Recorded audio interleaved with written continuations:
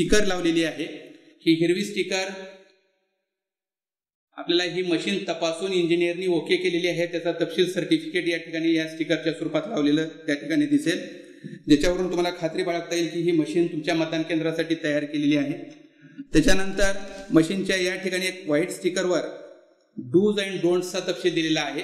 मतदान केंद्राध्यक्षांनी ह्या मशीनच्या बाबत जे काही डूज सांगितलेले तेवढीच कार्यवाही केली आणि डोंट्सची जी कारवाई आहे ती जर टाळली तर मशीनमध्ये कुठलाही तांत्रिक बिघाड होणार नाही आणि मशीन व्यवस्थितपणे काम करू शकेल।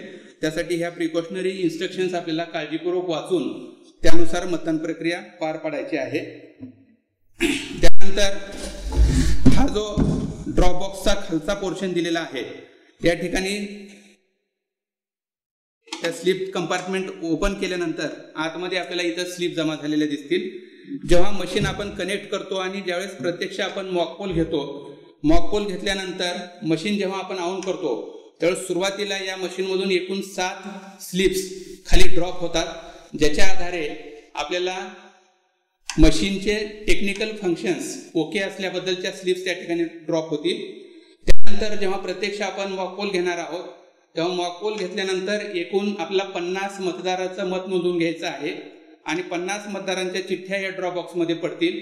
या चिठ्ठ्या आपण ही साईडची स्लिप काढून या ठिकाणावर काढून घ्यायच्या आहेत। मॉकपोलची प्रक्रिया पूर्ण केल्यानंतर मतदान केंद्राध्यक्षांनी ड्रॉप बॉक्सचा हा जो कप्पा आहे तो ॲड्रेस टॅग लावून सील करावायचा आहे आणि त्यानंतर प्रत्यक्ष मतदानाच्या प्रक्रियेला सुरुवात करावायची आहे।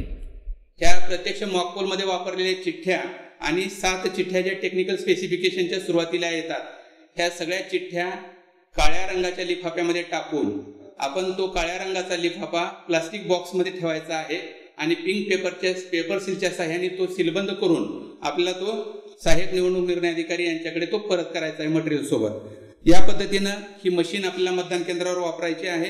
ही मशीन नव्यानं असल्यामुळं याबद्दलच्या सगळ्या सूचना आपण कृपया काळजीपूर्वक अभ्यासून घ्यायच्या आहेत आणि या मशीनच्या बाबतीत वेगवेगळ्या प्रशिक्षण वर्गामध्ये आपण त्याचे हँड्स ऑन केले किंवा त्याचे प्रात्यक्षिक जर आपण करून पाहिले तर आपली भीती निघून जाईल आणि ही मशीन किती उपयोगाची आहे किंवा निवडणूक प्रक्रिया अधिक पारदर्शक करण्यासाठी ह्या मशीनचा आपल्याला चांगल्या प्रकारे उपयोग करता येऊ शकतो याची खात्री आपल्याला बाळगता येईल।